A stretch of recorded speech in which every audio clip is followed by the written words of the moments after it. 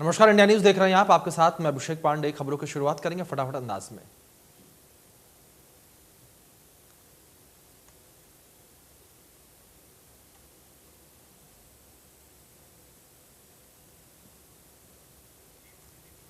आपको बता दें कि राहुल गांधी पंजाब के सीएम चरणजीत सिंह चन्नी और छत्तीसगढ़ के सीएम भूपेश बघेल के साथ लखीमपुर जाने के लिए उन्हें इजाजत मिल गई है। राहुल गांधी अब पीड़ित परिवारों से मिल सकेंगे और लखीमपुर खीरी के लिए रवाना हो चुके हैं। वहीं आपको बता दें कि इससे पहले कांग्रेस नेता सचिन पायलट के काफिले को यूपी के इंदिरापुरम के गेट पर रोक लिया गया था। वह सीतापुर जाकर प्रियंका गांधी से मिलना चाहते थे।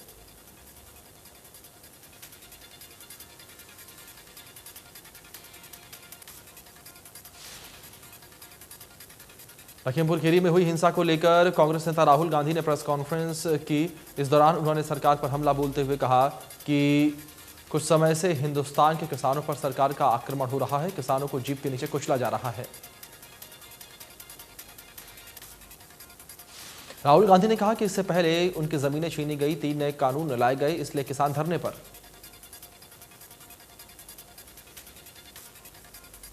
राहुल ने कहा कि यूपी में किसानों को मारा जा रहा है, सरकार किसानों को उकसा रही है, सरकार किसानों की ताकत नहीं समझ रही। राहुल गांधी ने कहा कि पीएम कल लखनऊ में थे लेकिन लखीमपुर नहीं गए, तीनों कृषि कानून किसानों पर हमला है। राहुल गांधी ने कहा कि हमने कौन सी गलती की जो हमें रोका जा रहा है, राज्यों के सीएम को यूपी नहीं जाने दिया जा रहा। राहुल गांधी ने कहा कि देश में लोकतंत्र नहीं, आज तानाशाही है। इससे पहले प्रियंका गांधी की गिरफ्तारी के सवाल पर राहुल गांधी ने प्रियंका को गिरफ्तार किया गया है, लेकिन यह बड़ा मुद्दा किसानों का है। राहुल गांधी ने कहा कि हमारा काम प्रेशर बनाना है, हाथरस में हमने प्रेशर बनाया था, तब कार्रवाई हुई थी। यूपी में क्रिमिनल कुछ भी कर सकते हैं, मर्डर रेप, वहां पर आरोपी बाहर होते हैं और पीड़ित जेल में होते हैं या फिर मार दिए जाते हैं।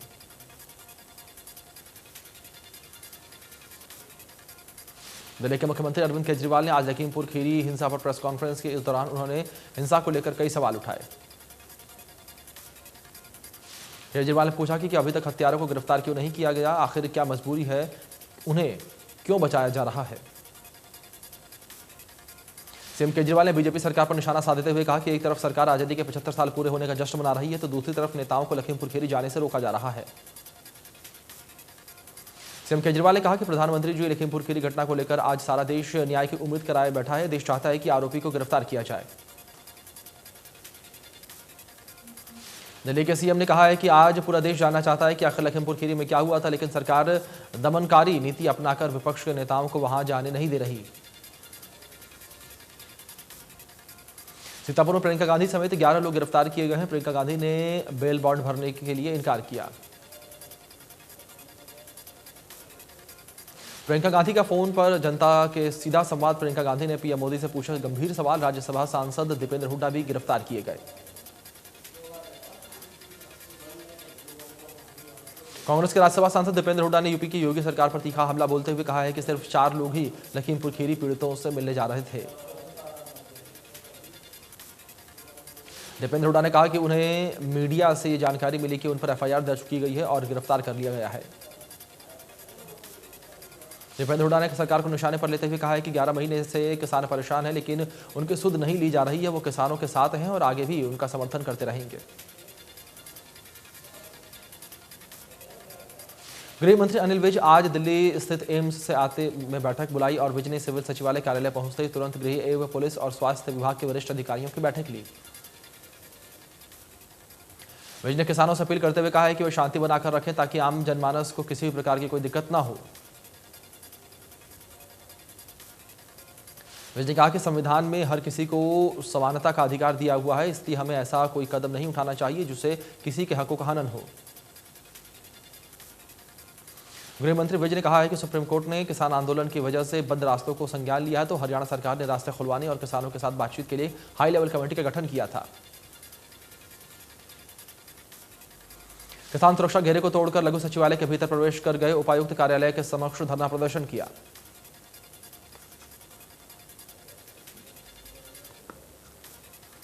कुरुक्षेत्र अनाज मंडी में धान की खरीद नहीं होने से गुस्साए किसानों ने देश की lifeline Amritsar Delhi national highway को जाम कर दिया। किसान का कहना है कि जब तक खरीद शुरू नहीं होगी तब तक जीटी रोड खाली नहीं करेंगे।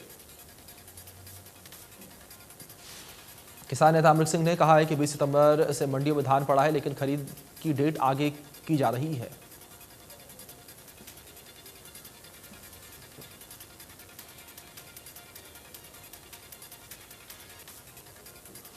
जिला निर्वाचन अधिकारी अनीश यादव ने कहा है कि 1 अक्टूबर से 8 अक्टूबर तक नामांकन प्रक्रिया जारी रहेगी, लेकिन अभी तक कोई नामांकन पत्र दाखिल नहीं किया गया।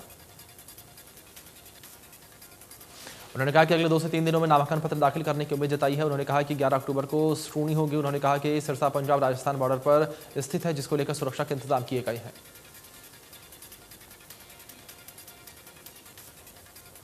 नीति आयोग के एडवाइजर के साथ हरियाणा के अधिकारियों की बैठक हुई। बैठक को लेकर सीएम ने बताया कि 2015 में विकास के 17 टारगेट तय किए गए थे।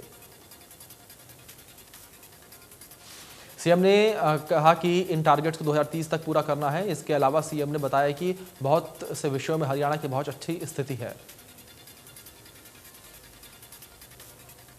कालावली में कोहरे ने दस्तक दे दिया। अचानक सुबह 6 बजे चारों तरफ कोहरा दिखाई दिया।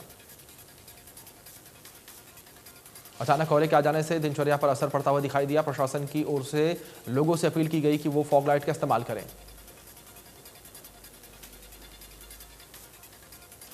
हिमाचल प्रदेश में मनाली जाते समय गंभर पुल के पास हादसा हो गया। 300 फीट गहरी खाई में अनियंत्रित कार गिरने से भीषण सड़क हादसा हो गया।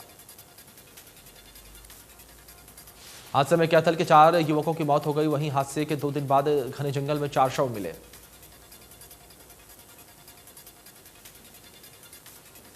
कुरुक्षेत्र के पीवा में धान खरीद केंद्र पर धान की ट्रॉली बिजली की तारों से टकरा गई, जिससे ट्रैक्टर में आग लग गई।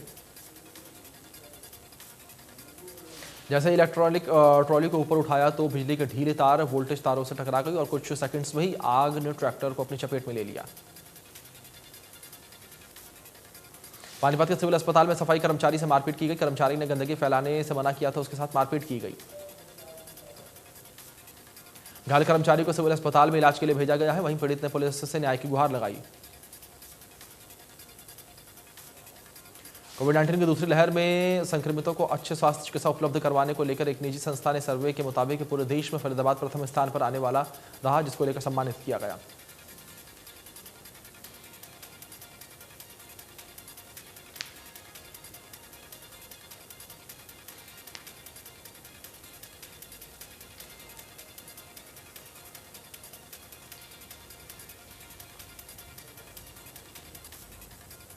इंडिया न्यूज हरियाणा से बातचीत करते हुए सीएमओ ने कहा है कि कोविड के दौरान जिला स्वास्थ्य विभाग और शहर की एनजीओ और धार्मिक सामाजिक संगठनों के सहयोग से मरीजों को समय रहते अच्छा इलाज, ऑक्सीजन और दवाइयां उपलब्ध करवाई गई।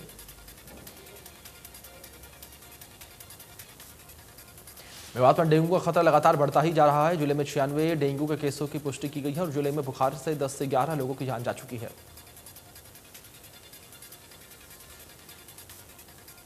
स्वास्थ्य विभाग की रिपोर्ट के अनुसार मौत की पुष्टि डेंगू बुखार से नहीं हुई है। स्वास्थ्य विभाग डेंगू से निपटने के लिए आगामी 5 से 15 अक्टूबर तक जागरूकता अभियान की शुरुआत करने जा रहा है। धर्मनगर कुरुक्षेत्र में डेंगू का खतरा लगातार बढ़ता ही जा रहा है। जिले में डेंगू के 27 मामले सामने आए हैं। डेंगू से निपटने के लिए स्वास्थ्य विभाग की टीमें लगातार प्रयास कर रही हैं। सिविल सर्जन संतलाल ने बताया कि कुरुक्षेत्र जिले में अब तक 199 सैंपल में से 185 की रिपोर्ट आई है, जिसमें से 27 मामले पॉजिटिव आए। देश में पिछले 24 घंटे में कोरोना वायरस के 19,031 नए मामले सामने आए हैं। 24,744 लोगों को रिकवरी हुई है। 276 लोगों की मौत हुई।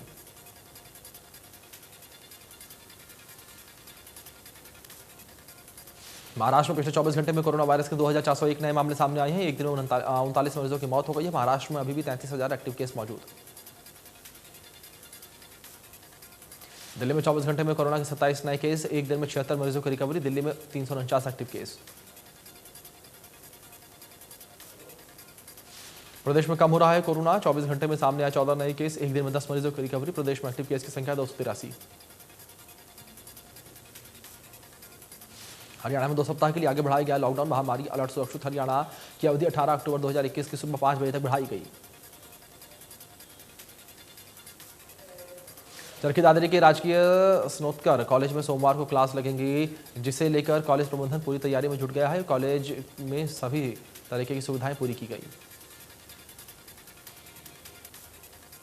कॉलेज प्रिंसिपल ने कहा है कि इस महीने के आखिरी तक बीए के 240 सीटों पर दाखिला हो जाएगा और शहर और आसपास के गांवों के बच्चे दाखिले के लिए पहुंच रहे हैं। वहीं जिला मुख्यालय के कॉलेज के लिए उबड़ खाबड़ रास्ते को पक्का कराने का काम जोरों पर है।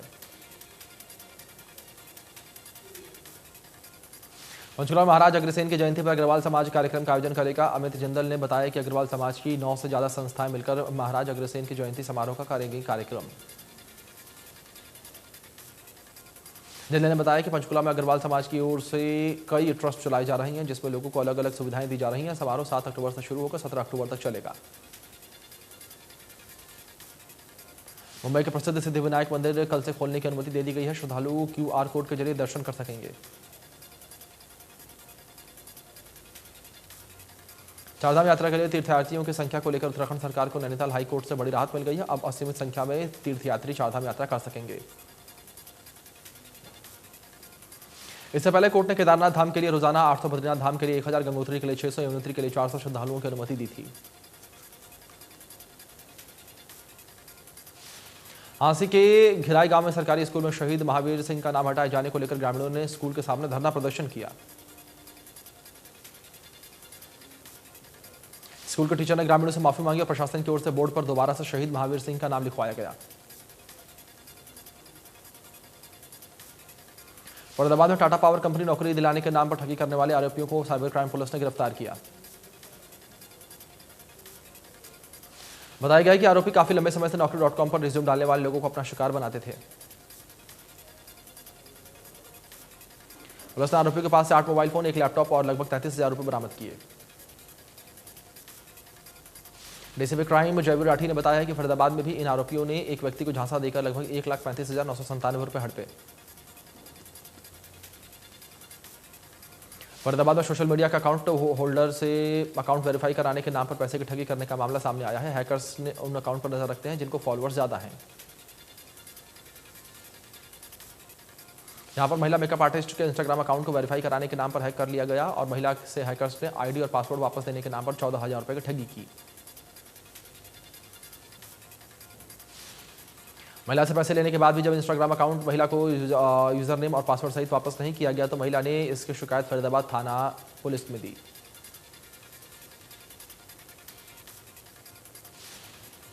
पलवल में नवविवाहिता महिला की मौत का मामला सामने आया है। दहेज को लेकर महिला को फांसी लगाकर मौत की घाट उतार दिया गया। मृतक महिला के परिजनों ने दहेज को लेकर ससुराल पक्ष पर हत्या का आरोप लगाया।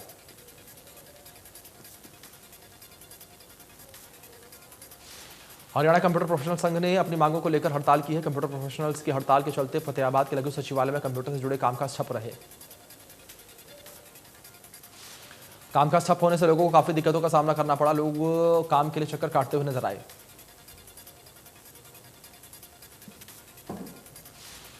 टीचर्स की ट्रांसफर पॉलिसी के खिलाफ फरीदाबाद में प्राथमिक संघ ने लघु सचिवालय पर प्रदर्शन किया। इंटर डिस्ट्रिक्ट ट्रांसफर पॉलिसी लागू करने की सरकार से मांग की। प्राथमिक संघ के लोगों का कहना है कि जेबीटी टीचर दूर जिलों में कार्यरत हैं। अगर इंटर डिस्ट्रिक्ट ट्रांसफर पॉलिसी लागू हो जाती है तो उन्हें इससे बहुत फायदा मिलेगा। रानिया में गर्ल्स कॉलेज की छात्राओं ने नए भवन में कक्षाएं लगाने को लेकर दूसरे दिन भी प्रदर्शन किया। छात्राओं का कहना है कि तहसीलदार ने उन्हें जल्द नए भवन में क्लास लगाने का भरोसा दिया है।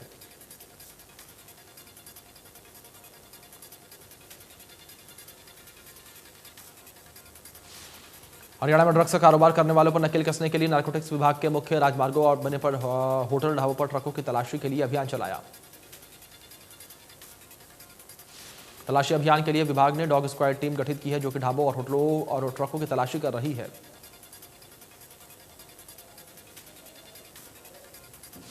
रतलाम में सीकर प्याला रोड पर ऑयल टैंकर में आग लगने से बड़ा हादसा हो गया। टैंकर पर काम करने वाले 3 लोग बुरी तरीके से झुलस गए। बताया जा रहा है कि टैंकर से बचे तेल में आग लगने से चलते दुर्घटना हुई है। घटना के बाद आग से झुलसे लोगों को बल्लभगढ़ सिविल अस्पताल भर्ती किया गया। हांसी में फ्लिपकार्ट के ऑर्डर किए सामान को देने के लिए डिलीवरी बॉय 3 युवकों ने चाकू से हमला कर दिया और सामान और बाइक को लूट लिया। हमले में डिलीवरी बॉय गंभीर रूप से घायल हो गया है। घायल युवक को इलाज के लिए सांसी के सरकारी अस्पताल में भर्ती करवाया गया।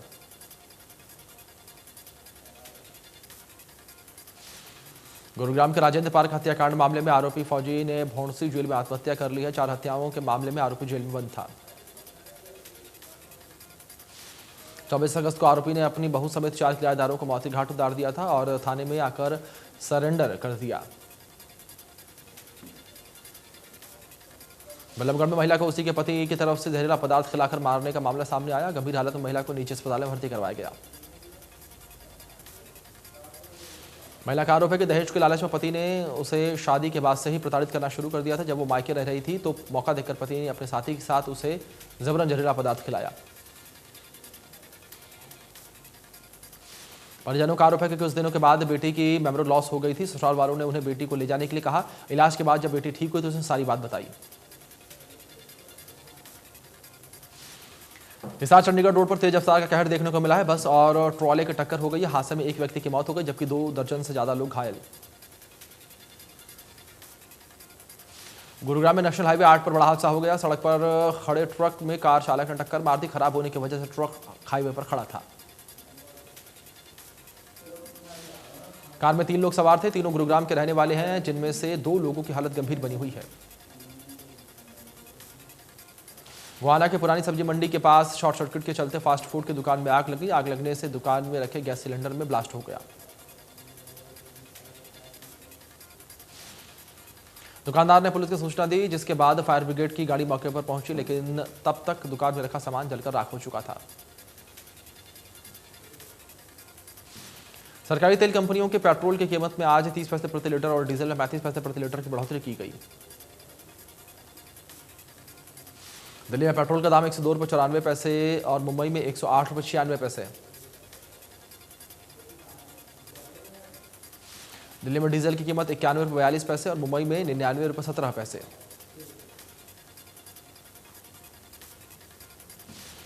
गुरुग्राम में पेट्रोल की कीमत 100 रुपये 66 पैसे के पार, साथ ही डीजल 92 रुपये 15 पैसे के पार। नॉन सब्सिडी वाले एलपीजी सिलेंडरों की कीमतों में आज एक बार फिर बढ़ोतरी हुई है। नॉन सब्सिडी वाले 14.2 किलो के सिलेंडर में 15 रुपये बढ़ाए गए। दिल्ली मुंबई में नॉन सब्सिडी वाले घरेलू एलपीजी सिलेंडर की कीमत 884 रुपये 50 पैसे से बढ़कर अब 899 रुपये 50 पैसे।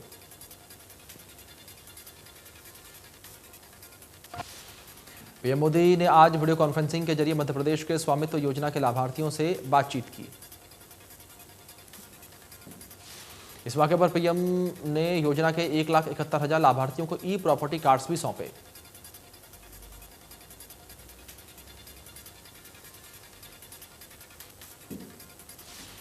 रामायण में रावण का किरदार निभाने वाले अरविंद त्रिवेदी का मंगलवार की रात को हार्ट अटैक से निधन हो गया।